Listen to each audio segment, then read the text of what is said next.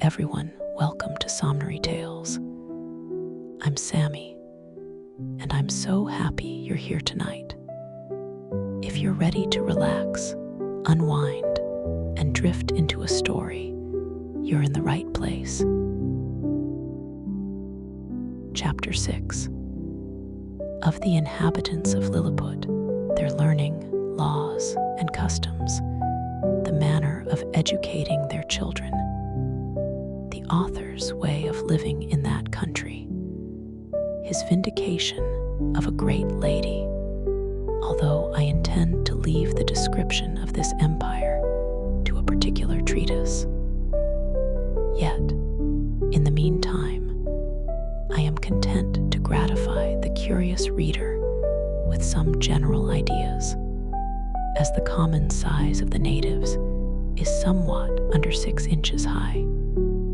So there is an exact proportion in all other animals, as well as plants and trees.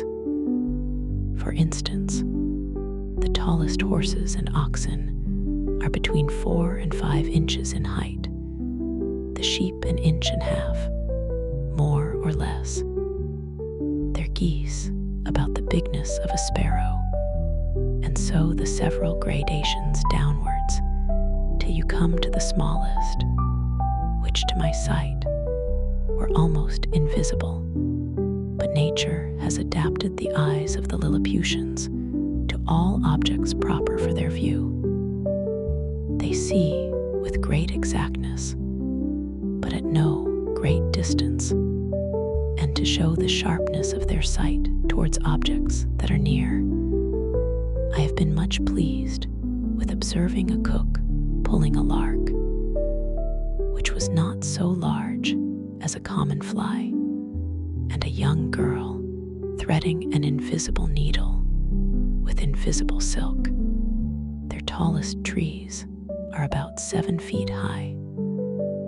I mean some of those in the great royal park, the tops whereof I could but just reach with my fist clenched. The other vegetables are in the same proportion, but this I leave to the reader's imagination. I shall say but little at present of their learning, which, for many ages, has flourished in all its branches among them.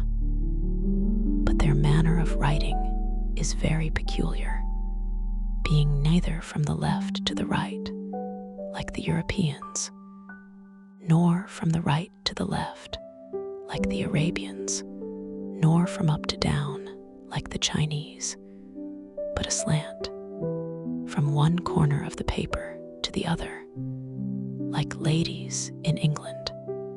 They bury their dead with their heads directly downward, because they hold an opinion that in 11,000 moons they are all to rise again, in which period the earth, which they conceive to be flat, will turn upside down, and by this means they shall, at their resurrection, be found ready standing on their feet. The learned among them confess the absurdity of this doctrine, but the practice still continues in compliance to the vulgar. There are some laws and customs in this empire very peculiar, and if they were not so directly contrary to those of my own dear country, I should be tempted to say a little in their justification. It is only to be wished they were as well executed. The first I shall mention relates to informers. All crimes against the state are punished here with the utmost severity. But if the person accused makes his innocence plainly to appear upon his trial, the accuser is immediately put to an ignominious death, and out of his goods or lands, the innocent person is quadruply recompensed for the loss of his time, for the danger he underwent, for the hardship of his imprisonment, and for all the charges he has been at in making his defense. Or, if that fund be deficient, it is largely supplied by the crown. The emperor also confers on him some public mark of his favor, and proclamation is made of his innocence through the whole city. They look upon fraud as a greater crime than theft, and therefore seldom fail to punish it with death.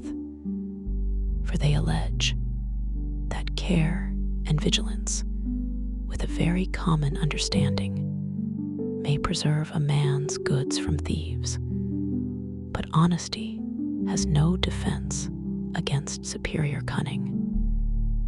And since it is necessary that there should be a perpetual intercourse of buying and selling and dealing upon credit, where fraud is permitted and connived at, or has no law to punish it, the honest dealer is always undone, and the knave gets the advantage. I remember when I was once interceding with the emperor for a criminal who had wronged his master of a great sum of money, which he had received by order and ran away with, and happening to tell his majesty, by way of extenuation, that it was only a breach of trust, the emperor thought it monstrous in me to offer as a defense the greatest aggravation of the crime.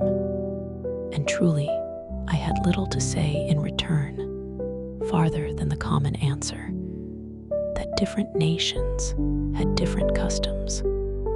For, I confess, I was heartily ashamed. 330. Although we usually call reward and punishment the two hinges upon which all government turns, yet I could never observe this maxim to be put in practice by any nation except that of Lilliput. Whoever can there bring sufficient proof that he has strictly observed the laws of his country for 73 moons has a claim to certain privileges according to his quality or condition of life, with a proportionable sum of money out of a fund appropriated for that use. He likewise acquires the title of Snilpall, or legal, which is added to his name, but does not descend to his posterity. And these people thought it a prodigious defect of policy among us, when I told them that our laws were enforced only by penalties, without any mention of reward. It is upon this account that the image of justice in their courts of judicature is formed with 6 eyes, 2 before, as many behind, and on each side 1, to signify circumspection, with a bag of gold open in her right hand, and a sword sheathed in her left, to show she is more disposed to reward than to punish. In choosing persons for all employments, they have more regard to good morals than to great abilities. For, since government is necessary to mankind, they believe that the common size of human understanding is fitted to some station or other, and that Providence never intended to make the management of public affairs a mystery to be comprehended only by a few persons of sublime genius, of which there seldom are 3 born in an age, but they suppose truth, justice, temperance, and the like to be in every man's power, the practice of which virtues, assisted by experience and a good intention, would qualify any man for the service of his country, except where a course of study is required. But they thought the want of moral virtues was so far from being supplied by superior endowments of the mind that employments could never be put into such dangerous hands as those of persons so qualified, and at least that the mistakes committed by ignorance in a virtuous disposition would never be of such fatal consequence to the public weal as the practices of a man whose inclinations led him to be corrupt, and who had great abilities to manage, to multiply, and defend his corruptions. In like manner, the disbelief of a divine providence renders a man incapable of holding any public station.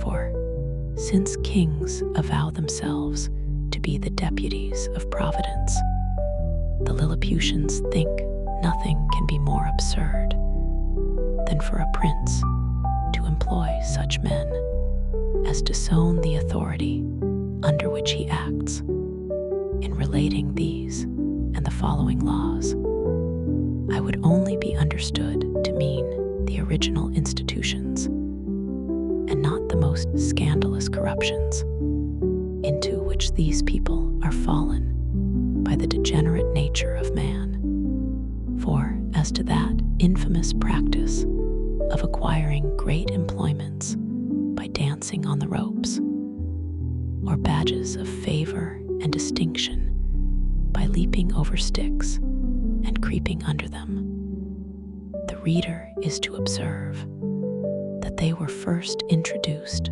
by the grandfather of the emperor now reigning, and grew to the present height by the gradual increase of party and faction.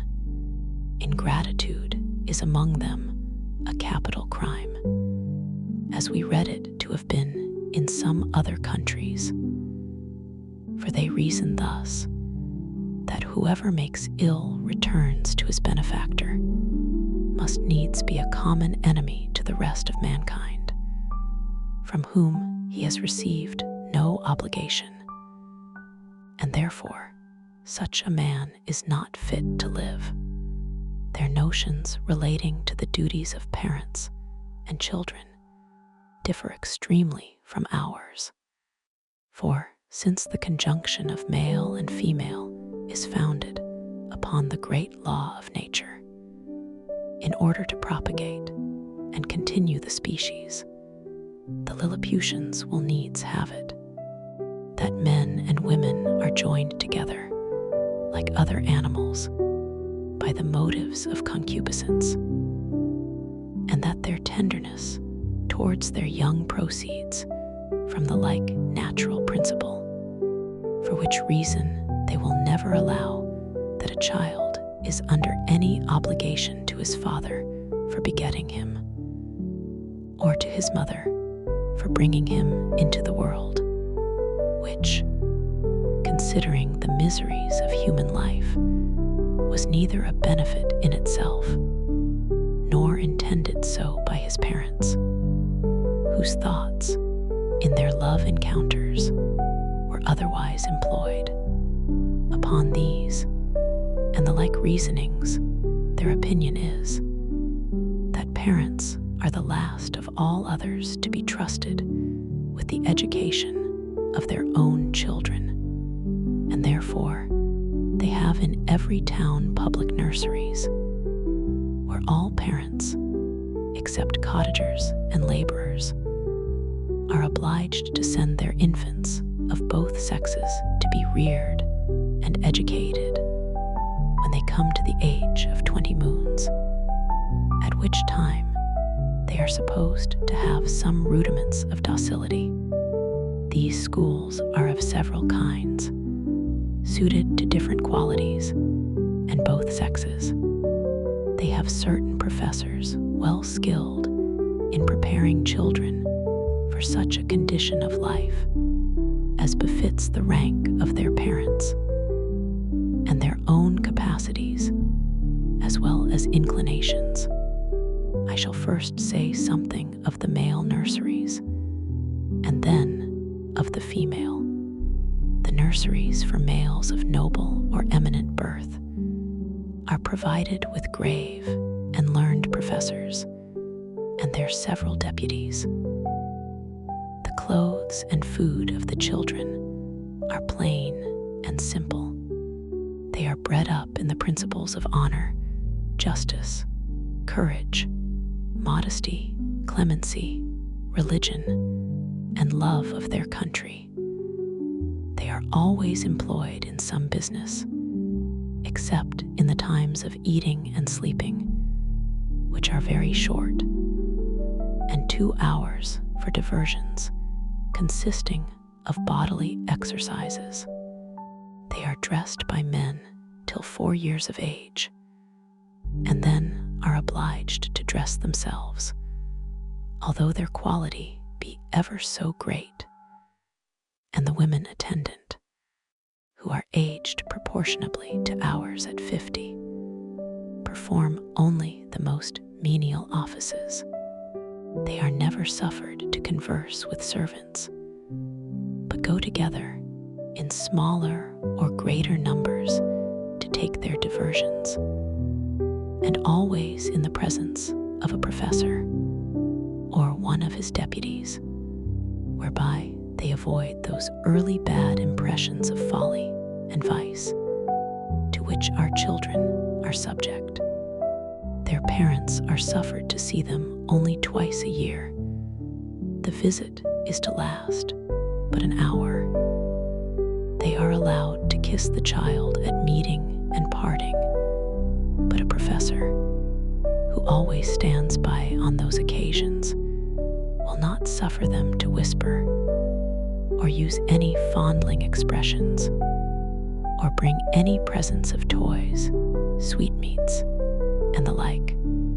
The pension from each family for the education and entertainment of a child, upon failure of due payment, is levied by the emperor's officers. The nurseries for children of ordinary gentlemen, merchants, traders, and handicrafts are managed proportionably after the same manner. Only those designed for trades are put out apprentices at 11 years old, whereas those of persons of quality continue in their exercises till 15, which answers to 21 with us. But the confinement is gradually lessened for the last 3 years. In the female nurseries, the young girls of quality are educated much like the males, only they are dressed by orderly servants of their own sex, but always in the presence of a professor or deputy, till they come to dress themselves, which is at 5 years old. And if it be found that these nurses ever presume to entertain the girls with frightful or foolish stories, or the common follies practiced by chambermaids among us, they are publicly whipped thrice about the city, imprisoned for a year, and banished for life to the most desolate part of the country. Thus the young ladies are as much ashamed of being cowards and fools as the men, and despise all personal ornaments beyond decency and cleanliness. Neither did I perceive any difference in their education made by their difference of sex, only that the exercises of the females were not altogether so robust, and that some rules were given them relating to domestic life, and a smaller compass of learning was enjoined them. For their maxim is, that among peoples of quality, a wife should be always a reasonable and agreeable companion, because she cannot always be young. When the girls are 12 years old, which among them is the marriageable age, their parents or guardians take them home with great expressions of gratitude to the professors, and seldom without tears of the young lady and her companions. In the nurseries of females of the meaner sort, the children are instructed in all kinds of works proper for their sex, and their several degrees. Those intended for apprentices are dismissed at 7 years old. The rest are kept to 11. The meaner families who have children at these nurseries are obliged, besides their annual pension, which is as low as possible, to return to the steward of the nursery a small monthly share of their gettings, to be a portion for the child. And therefore all parents are limited in their expenses by the law. For the Lilliputians think nothing can be more unjust than for people, in subservience to their own appetites, to bring children into the world and leave the burthen of supporting them on the public. As to persons of quality, they give security to appropriate a certain sum for each child, suitable to their condition, and these funds are always managed with good husbandry and the most exact justice. The cottagers and laborers keep their children at home, their business being only to till and cultivate the earth, and therefore their education is of little consequence to the public.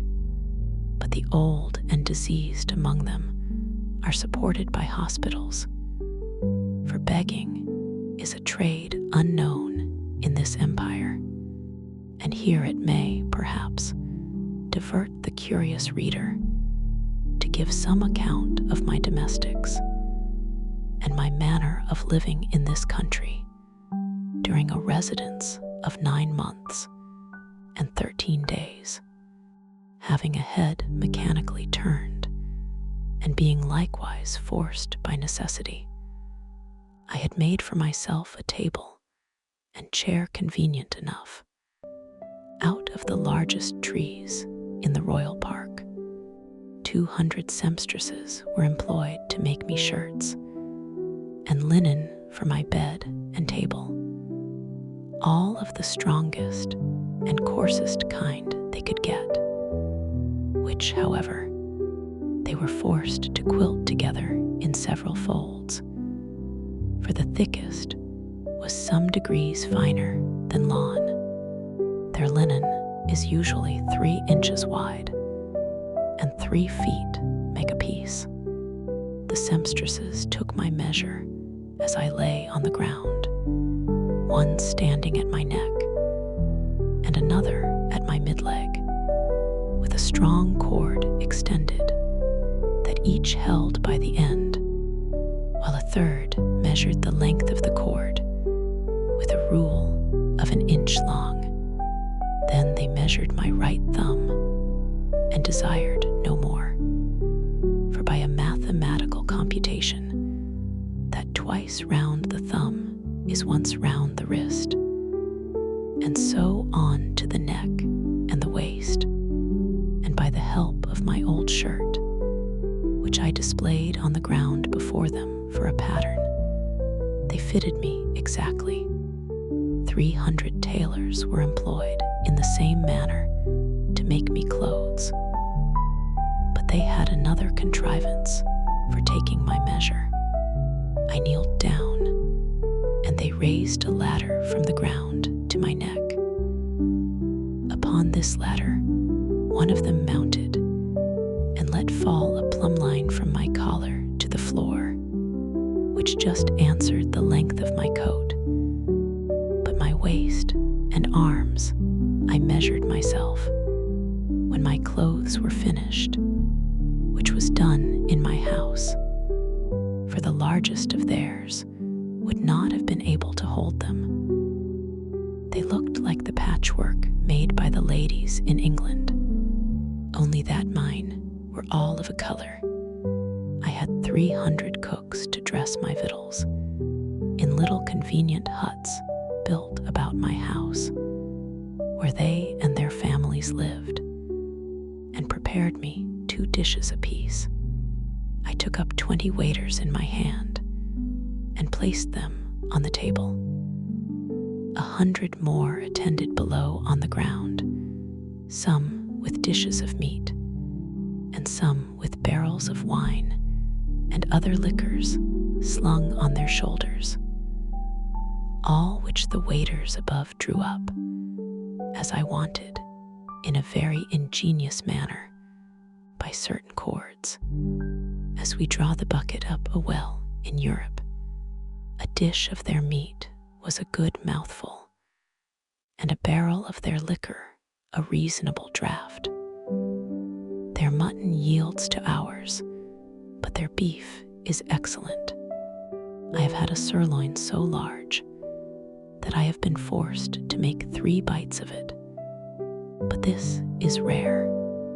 My servants were astonished to see me eat it, bones and all, as in our country we do the leg of a lark. Their geese and turkeys I usually ate at a mouthful, and I confess they far exceed ours. Of their smaller fowl, I could take up 20 or 30 at the end of my knife. One day, His Imperial Majesty, being informed of my way of living, desired that himself and his royal consort, with the young princes of the blood of both sexes, might have the happiness, as he was pleased to call it, of dining with me.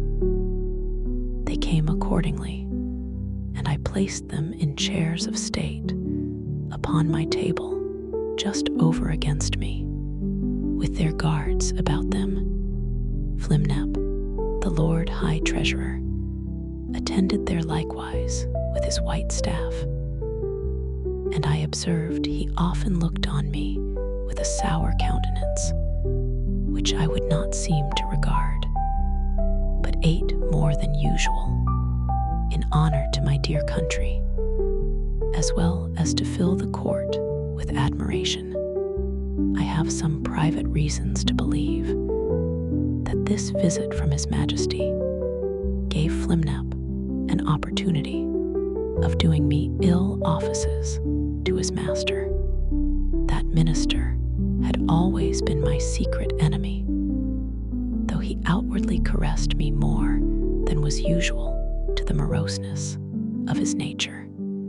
He represented to the emperor the low condition of his treasury, that he was forced to take up money at a great discount, that exchequer bills would not circulate under 9% below par, that I had cost His Majesty above 1.5 million of sprugs, their greatest gold coin about the bigness of a spangle, and, upon the whole, that it would be advisable in the emperor to take the first fair occasion of dismissing me. I am here obliged to vindicate the reputation of an excellent lady who was an innocent sufferer upon my account. The treasurer took a fancy to be jealous of his wife from the malice of some evil tongues, who informed him that her grace had taken a violent affection for my person, and the court scandal ran for some time, that she once came privately to my lodging. This I solemnly declare to be a most infamous falsehood, without any grounds, further than that her grace was pleased to treat me with all innocent marks of freedom and friendship. I own she came often to my house, but always publicly, nor ever without 3 more in the coach, who were usually her sister and young daughter, and some particular acquaintance. But this was common to many other ladies of the court, and I still appeal to my servants round, whether they at any time saw a coach at my door without knowing what persons were in it. On those occasions, when a servant had given me notice, my custom was to go immediately to the door, and, after paying my respects, to take up the coach and 2 horses very carefully in my hands. For, if there were 6 horses, the postilion always unharnessed 4, and placed them on a table, where I had fixed a movable rim quite round, of 5 inches high, to prevent accidents. And I have often had 4 coaches and horses at once on my table, full of company, while I sat in my chair, leaning my face towards them. And when I was engaged with one set, the coachman would gently drive the others round my table. I have passed many an afternoon very agreeably in these conversations, but I defy the treasurer or his 2 informers. I will name them, and let them make the best of it, Clustrel and Drunlow, to prove that any person ever came to me incognito, except the secretary Rildrezel, who was sent by express command of His Imperial Majesty. As I have before related, I should not have dwelt so long upon this particular, if it had not been a point wherein the reputation of a great lady is so nearly concerned, to say nothing of my own, though I then had the honor to be a Nardak, which the treasurer himself is not.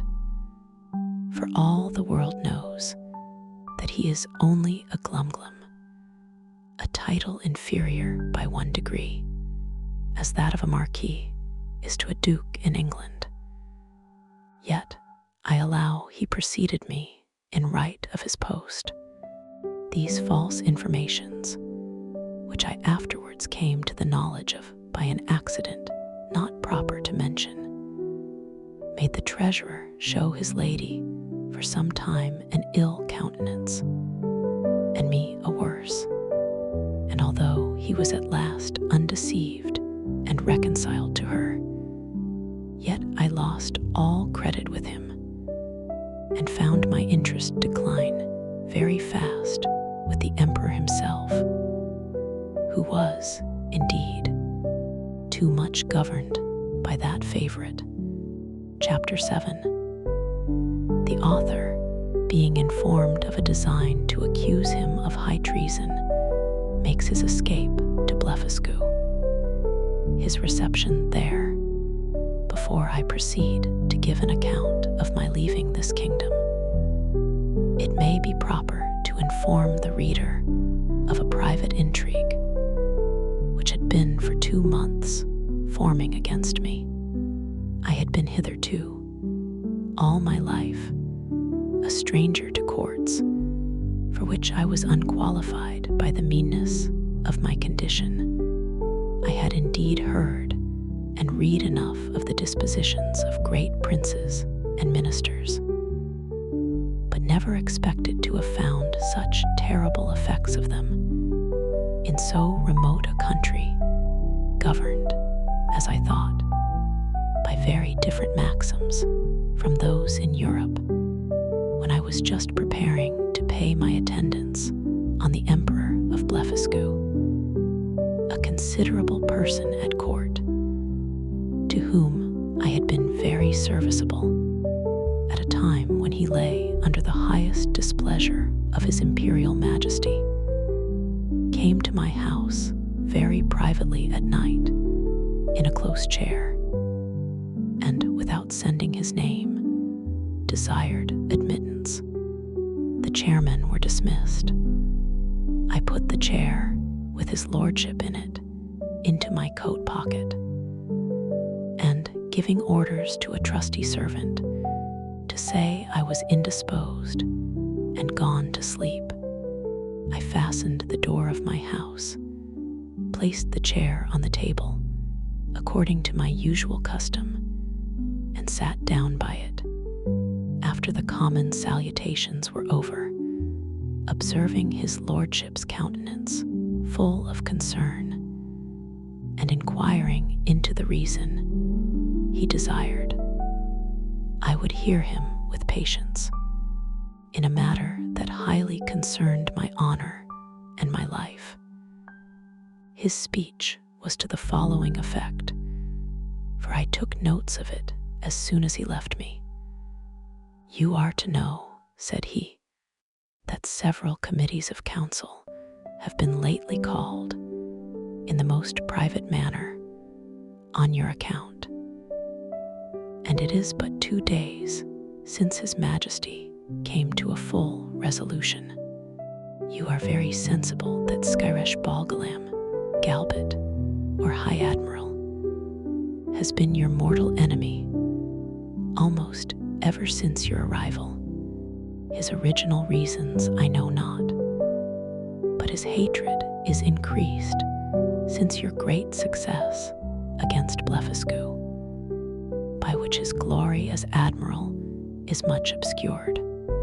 This lord, in conjunction with Flimnap the High Treasurer, whose enmity against you is notorious on account of his lady, Limtok the General, Lalkin the Chamberlain, and Bomoff the Grand Justiciary, have prepared articles of impeachment against you for treason and other capital crimes.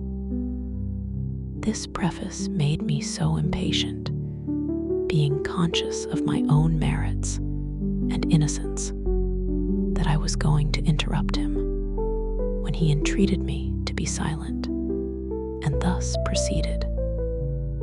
Out of gratitude for the favors you have done me, I procured information of the whole proceedings and a copy of the articles, wherein I venture my head for your service. Articles of impeachment against QINBUS FLESTRIN, the Man Mountain.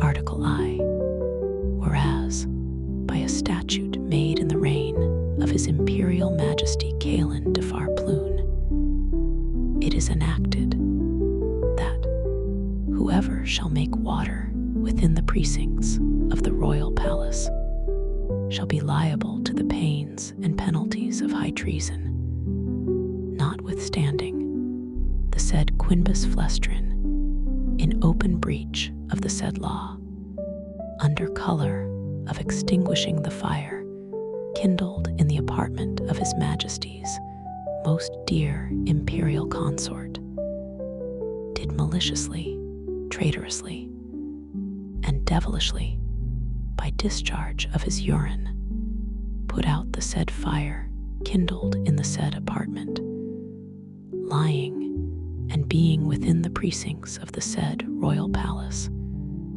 against the statute in that case provided, etc., against the duty, etc., Article II, that the said Quinbus Flestrin, having brought the imperial fleet of Blefuscu into the royal port, and being afterwards commanded by His Imperial Majesty to seize all the other ships of the said Empire of Blefuscu, and reduce that empire to a province, to be governed by a viceroy from hence, and to destroy and put to death not only all the Burgundian exiles, but likewise all the people of that empire who would not immediately forsake the Burgundian heresy. He, the said Flestrin, like a false traitor against his most auspicious, serene, imperial majesty, did petition to be excused from the said service, upon pretense of unwillingness to force the consciences or destroy the liberties and lives of an innocent people. Article III, that whereas as certain ambassadors arrived from the court of Blefuscu to sue for peace in His Majesty's court. He, the said Flestrin, did, like a false traitor, aid, abet, comfort, and divert the said ambassadors, although he knew them to be servants to a prince who was lately an open enemy to His Imperial Majesty, and in an open war against His said Majesty. Article IV, that the said Quinbus Flestrin, contrary to the duty of a faithful subject, is now preparing to make a voyage to the court and empire of Blefuscu, for which he has received only verbal license from His Imperial Majesty, and, under color of the said license, does falsely and traitorously intend to take the said voyage, and thereby to aid, comfort, and abet the Emperor of Blefuscu, so lately an enemy, and in open war with His Imperial Majesty aforesaid. There are some other articles, but these are the most important, of which I have read you an abstract. In the several debates upon this impeachment, it must be confessed that His Majesty gave many marks of his great lenity, often urging the services you had done him, and endeavoring to extenuate your crimes. The treasurer and admiral insisted that you should be put to the most painful and ignominious death by setting fire to your house at night, and the general was to attend with 20,000 men, armed with poisoned arrows, to shoot you on the face and hands. Some of your servants were to have private orders to strew a poisonous juice on your shirts and sheets, which would soon make you tear your own flesh and die in the utmost torture. The general came into the same opinion, so that for a long time there was a majority against you.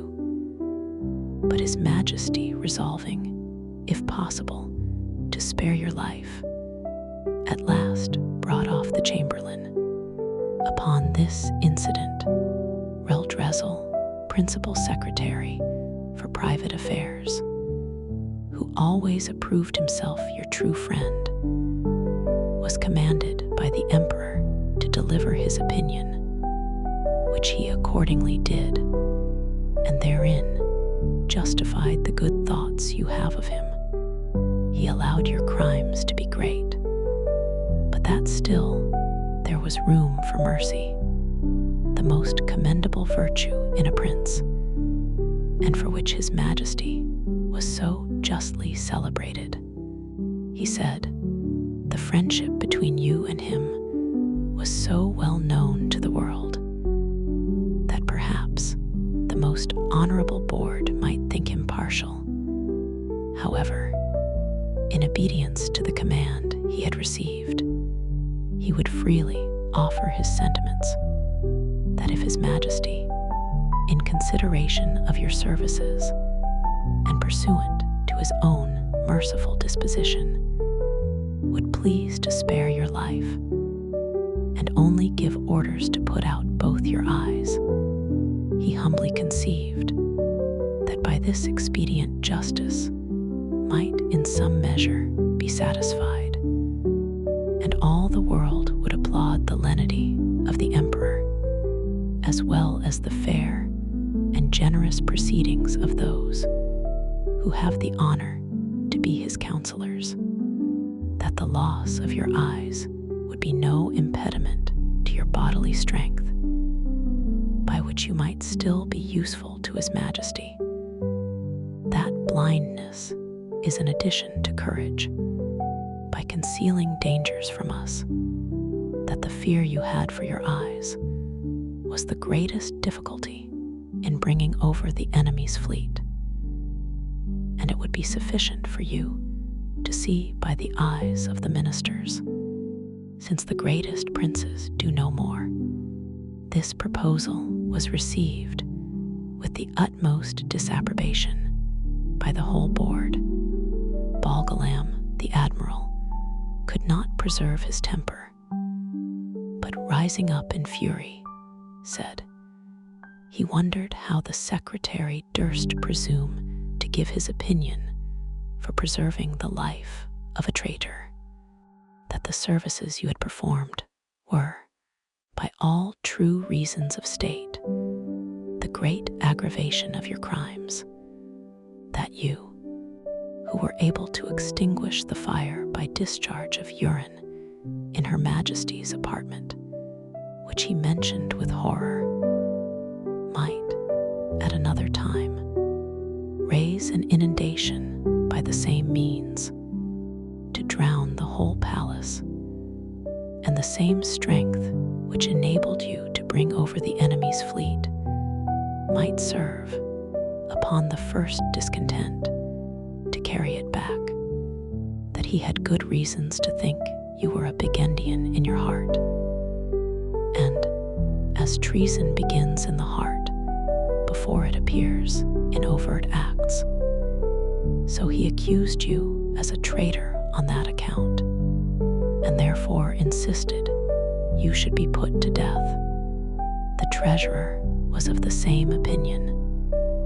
He showed to what straits His Majesty's revenue was reduced by the charge of maintaining you, which would soon grow insupportable, that the secretary's expedient of putting out your eyes was so far from being a remedy against this evil that it would probably increase it, as is manifest from the common practice of blinding some kind of fowls, after which they fed the faster and grew sooner fat, that His Sacred Majesty and the council, who are your judges, were, in their own consciences, fully convinced of your guilt, which was a sufficient argument to condemn you to death, without the formal proofs required by the strict letter of the law.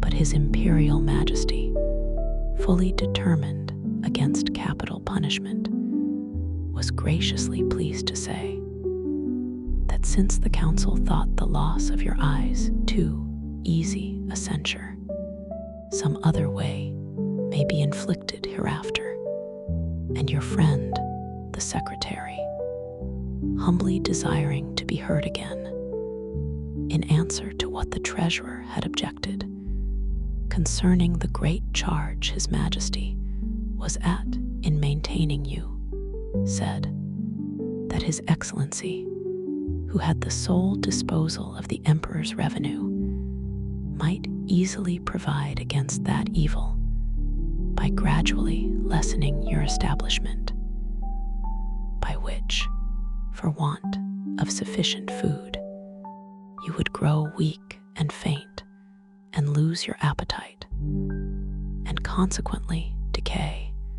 and consume in a few months. Neither would the stench of your carcass be then so dangerous when it should become more than half diminished, and immediately upon your death 5,000 or 6,000 of His Majesty's subjects might, in 2 or 3 days, cut your flesh from your bones, take it away by cartloads, and bury it in distant parts to prevent infection, leaving the skeleton as a monument of admiration to posterity. Thus, by the great friendship of the secretary, the whole affair was compromised. It was strictly enjoined that the project of starving you by degrees should be kept a secret, but the sentence of putting out your eyes was entered on the books, none dissenting, except Bolgolam the admiral, who, being a creature of the Empress, was perpetually instigated by Her Majesty to insist upon your death. She having borne perpetual malice against you, on account of that infamous and illegal method you took to extinguish the fire in her apartment. In 3 days, your friend the secretary will be directed to come to your house and read before you the articles of impeachment, and then to signify the great lenity and favor of His Majesty and Council, whereby you are only condemned to the loss of your eyes, which His Majesty does not question, you will gratefully and humbly submit to. And 20 of His Majesty's surgeons will attend, in order to see the operation well performed, by discharging very sharp-pointed arrows into the balls of your eyes. As you lie on the ground, I leave to your prudence what measures you will take, and to avoid suspicion, I must immediately return in as private a manner as I came. His lordship did so, and I remained alone, under many doubts and perplexities of mind. It was a custom introduced by this prince and his ministry, very different, as I have been assured, from the practice of former times, that after the court had decreed any cruel execution, either to gratify the monarch's resentment or the malice of a favorite, the emperor always made a speech to his whole council, expressing his great lenity and tenderness as qualities known and confessed by all the world.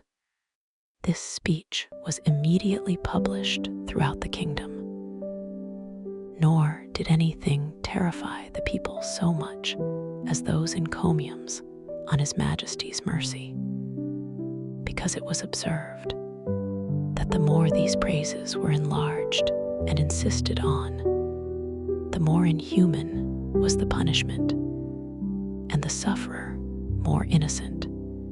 Yet as to myself, I must confess, having never been designed for courtier, either by my birth or education, I was so ill a judge of things that I could not discover the lenity and favor of this sentence, but conceived it, perhaps erroneously, rather to be rigorous than gentle.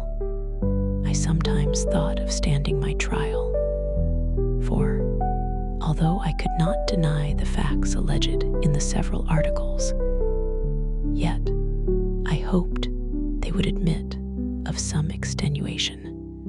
But having in my life perused many state trials, which I ever observed to terminate as the judges thought fit to direct, I durst not rely on so dangerous a decision in so critical a juncture, and against such powerful enemies. Once I was strongly bent upon resistance, for, while I had liberty, the whole strength of that empire could hardly subdue me, and I might easily, with stones, pelt the metropolis to pieces.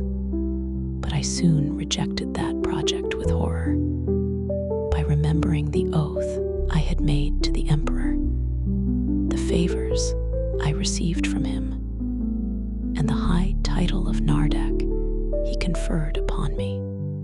Neither had I so soon learned the gratitude of courtiers to persuade myself that His Majesty's present severities acquitted me of all past obligations. At last, I fixed upon a resolution, for which it is probable I may incur some censure, and not unjustly, for I confess I owe the preserving of my eyes, and consequently my liberty, to my own great rashness and want of experience, because, If I had then known the nature of princes and ministers, which I have since observed in many other courts, and their methods of treating criminals less obnoxious than myself, I should, with great alacrity and readiness, have submitted to so easy a punishment, but hurried on by the precipitancy of youth, and having His Imperial Majesty's license to pay my attendance upon the Emperor of Blefuscu, I took this opportunity, before the 3 days were elapsed, to send a letter to my friend, the secretary, signifying my resolution of setting out that morning for Blefuscu, pursuant to the leave I had got. And, without waiting for an answer, I went to that side of the island where our fleet lay. I seized a large man of war, tied a cable to the prow, and lifting up the anchors, I stripped myself, put my clothes together with my coverlet, which I carried under my arm into the vessel, and, drawing it after me, between wading and swimming, arrived at the royal port of Blefuscu, where the people had long expected me. They lent me 2 guides to direct me to the capital city, which is of the same name. I held them in my hands till I came within 200 yards of the gate, and desired them to signify my arrival to one of the secretaries, and let him know I there waited His Majesty's command. I had an answer in about an hour that His Majesty, attended by the royal family and great officers of the court, was coming out to receive me. I advanced 100 yards. The Emperor and his train alighted from their horses, the Empress and ladies from their coaches, and I did not perceive they were in any fright or concern. I lay on the ground to kiss His Majesty's and the Empress's hands. I told His Majesty that I was come according to my promise, and with the license of the Emperor my master, to have the honor of seeing so mighty a monarch, and to offer him any service in my power, consistent with my duty to my own prince, not mentioning a word of my disgrace, because I had hitherto no regular information of it, and might suppose myself wholly ignorant of any such design. Neither could I reasonably conceive that the Emperor would discover the secret while I was out of his power, wherein, however, it soon appeared I was deceived. I shall not trouble the reader with the particular account of my reception at this court, which was suitable to the generosity of so great a prince, nor of the difficulties I was in for want of a house and bed, being forced to lie on the ground, wrapped up in my coverlet. Chapter 8. The author, by a lucky accident, finds means to leave Blefuscu, and after some difficulties, returns safe to his native country. 3 days after my arrival, walking out of curiosity to the northeast coast of the island, I observed, about half a league off in the sea, somewhat that looked like a boat overturned. I pulled off my shoes and stockings, and wading 200 or 300 yards, I found the object to approach nearer by force of the tide, and then plainly saw it to be a real boat, which I supposed might, by some tempest, have been driven from a ship, whereupon I returned immediately towards the city, and desired His Imperial Majesty to lend me 20 of the tallest vessels he had left after the loss of his fleet, and 3,000 seamen under the command of his Vice Admiral. This fleet sailed round, while I went back the shortest way to the coast, where I first discovered the boat. I found the tide had driven it still nearer. The seamen were all provided with cordage, which I had beforehand twisted to a sufficient strength. When the ships came up, I stripped myself and waded till I came within 100 yards of the boat, after which I was forced to swim till I got up to it. The seamen threw me the end of the cord, which I fastened to a hole in the forepart of the boat, and the other end to a man of war. But I found all my labor to little purpose, for, being out of my depth, I was not able to work. In this necessity, I was forced to swim behind and push the boat forward as often as I could with one of my hands, and the tide favoring me, I advanced so far that I could just hold up my chin and feel the ground. I rested 2 or 3 minutes, and then gave the boat another shove, and so on, till the sea was no higher than my armpits. And now, the most laborious part being over, I took out my other cables, which were stowed in one of the ships, and fastened them first to the boat, and then to 9 of the vessels which attended me. The wind being favorable, the seamen towed, and I shoved, until we arrived within 40 yards of the shore, and, waiting till the tide was out, I got dry to the boat, and by the assistance of 2,000 men, with ropes and engines, I made a shift to turn it on its bottom, and found it was but little damaged.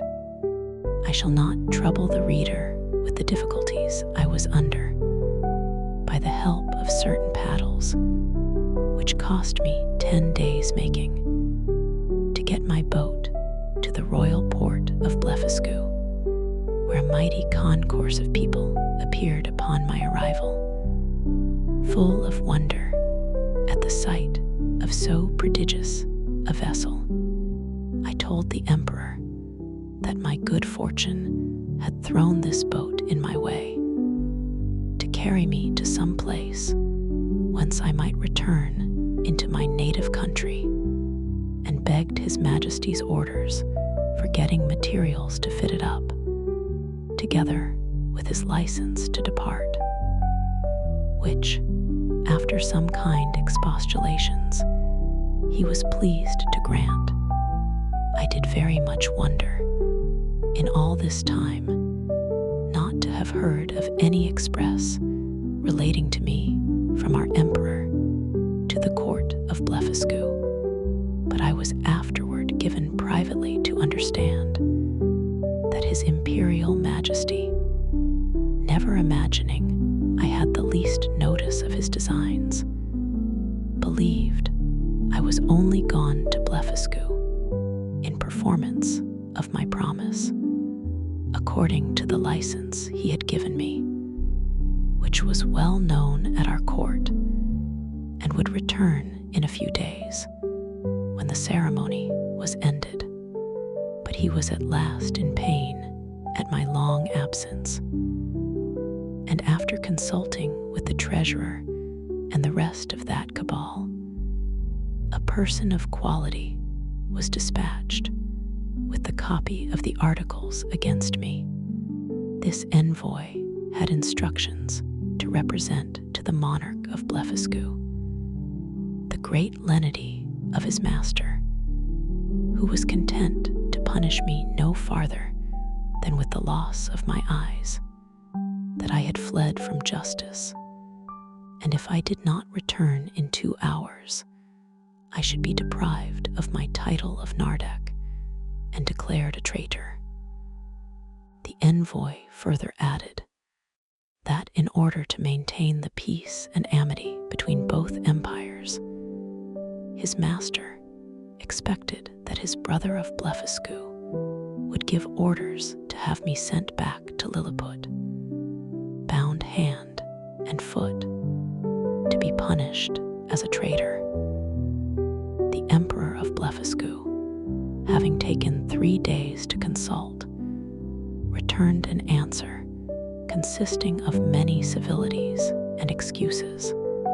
He said that as for sending me bound, his brother knew it was impossible, that although I had deprived him of his fleet, yet he owed great obligations to me for many good offices I had done him in making the peace, that, however, both their majesties would soon be made easy, for I had found a prodigious vessel on the shore, able to carry me on the sea, which he had given orders to fit up, with my own assistance and direction, and he hoped in a few weeks both empires would be freed from so insupportable an encumbrance.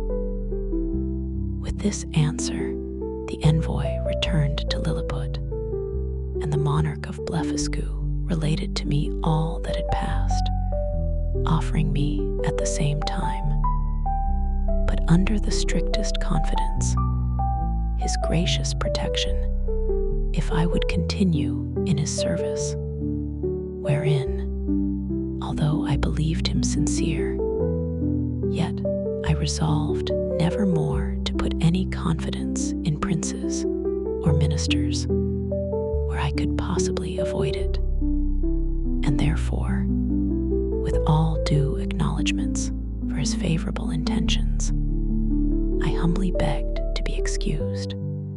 I told him that since fortune, whether good or evil, had thrown a vessel in my way, I was resolved to venture myself on the ocean, rather than be an occasion of difference between 2 such mighty monarchs. Neither did I find the emperor at all displeased, and I discovered, by a certain accident, that he was very glad of my resolution, and so were most of his ministers. These considerations moved me to hasten my departure somewhat sooner than I intended, to which the court, impatient to have me gone, very readily contributed. 500 workmen were employed to make 2 sails to my boat, according to my directions, by quilting 13 folds of their strongest linen together. I was at the pains of making ropes and cables, by twisting 10, 20, or 30 of the thickest and strongest of theirs. A great stone that I happened to find after a long search by the seashore served me for an anchor. I had the tallow of 300 cows for greasing my boat and other uses. I was at incredible pains in cutting down some of the largest timber trees for oars and masts, wherein I was, however, much assisted by His Majesty's ship carpenters, who helped me in smoothing them after I had done the rough work. In about a month, when all was prepared, I sent to receive His Majesty's commands and to take my leave. The Emperor and royal family came out of the palace. I lay down on my face to kiss his hand, which he very graciously gave me. So did the Empress and young princes of the blood. His Majesty presented me with 50 purses of 200 sprugs apiece, together with his picture at full length, which I put immediately into one of my gloves to keep it from being hurt. The ceremonies at my departure were too many to trouble the reader with at this time. I stored the boat with the carcasses of 100 oxen and 300 sheep, with bread and drink proportionable, and as much meat ready dressed as 400 cooks could provide. I took with me 6 cows and 2 bulls alive, with as many ewes and rams, intending to carry them into my own country and propagate the breed, and to feed them on board. I had a good bundle of hay and a bag of corn. I would gladly have taken a dozen of the natives, but this was a thing the emperor would by no means permit. And besides a diligent search into my pockets, His Majesty engaged my honor not to carry away any of his subjects, although with their own consent and desire. Having thus prepared all things as well as I was able, I set sail on the 24th day of September 1701 at 6 in the morning.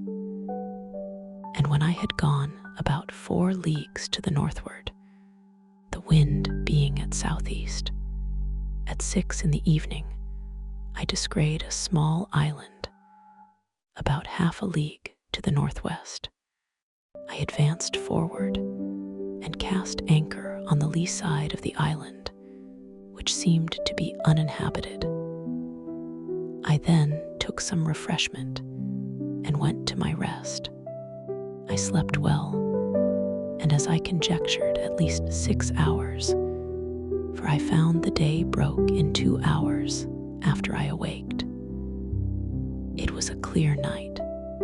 I ate my breakfast before the sun was up, and heaving anchor, the wind being favorable, I steered the same course that I had done the day before, wherein I was directed by my pocket compass. My intention was to reach, if possible, one of those islands which I had reason to believe lay to the northeast of Van Diemen's Land.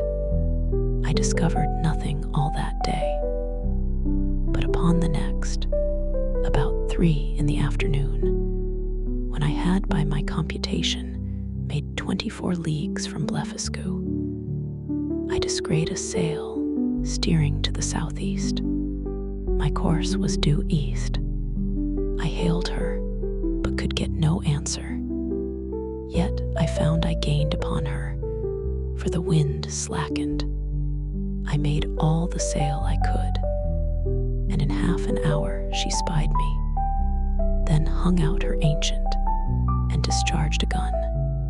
It is not easy to express the joy I was in upon the unexpected hope of once more seeing my beloved country and the dear pledges I left in it. The ship slackened her sails, and I came up with her between 5 and 6 in the evening, September 26th. But my heart leaped within me to see her English colors. I put my cows and sheep into my coat pockets and got on board with all my little cargo of provisions. The vessel was an English merchantman returning from Japan by the North and South Seas. The captain, Mr. John Biddle of Deptford, a very civil man and an excellent sailor. We were now in the latitude of 30 degrees south. There were about 50 men in the ship. And here I met an old comrade of mine, one Peter Williams, who gave me a good character to the captain. This gentleman treated me with kindness and desired I would let him know what place I came from last and whither I was bound, which I did in a few words, but he thought I was raving, and that the dangers I underwent had disturbed my head. Whereupon I took my black cattle and sheep out of my pocket, which, after great astonishment, clearly convinced him of my veracity. I then showed him the gold given me by the Emperor of Blefuscu, together with His Majesty's picture at full length, and some other rarities of that country. I gave him 2 purses of 200 sprugs each, and promised, when we arrived in England, to make him a present of a cow and a sheep big with young. I shall not trouble the reader with a particular account of this voyage, which was very prosperous for the most part. We arrived in the Downs on the 13th of April, 1702. I had only one misfortune, that the rats on board carried away one of my sheep. I found her bones in a hole, picked clean from the flesh. The rest of my cattle I got safe ashore, and set them a-grazing in a bowling green at Greenwich, where the fineness of the grass made them feed very heartily, though I had always feared the contrary. Neither could I possibly have preserved them in so long a voyage, if the captain had not allowed me some of his best biscuit, which, rubbed to powder and mingled with water, was their constant food. The short time I continued in England, I made a considerable profit by showing my cattle to many persons of quality and others. And before I began my second voyage, I sold them for £600. Since my last return, I find the breed is considerably increased, especially the sheep, which I hope will prove much to the advantage of the woolen manufacture by the fineness of the fleeces. I stayed but 2 months with my wife and family, for my insatiable desire of seeing foreign countries would suffer me to continue no longer. I left £1,500 with my wife and fixed her in a good house at Redriff. My remaining stock I carried with me, part in money and part in goods, in hopes to improve my fortunes.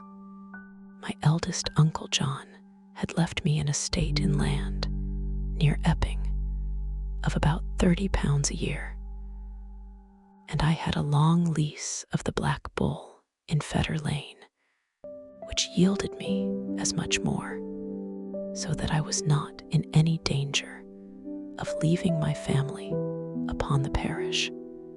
My son Johnny, named so after his uncle, was at the grammar school and a towardly child. My daughter Betty, who is now well married and has children, was then at her needlework. I took leave of my wife and boy and girl with tears on both sides, and went on board the Adventure, a merchant ship of 300 tons, bound for Surat, Captain John Nicholas of Liverpool, commander. But my account of this voyage must be referred to the second part of my travels,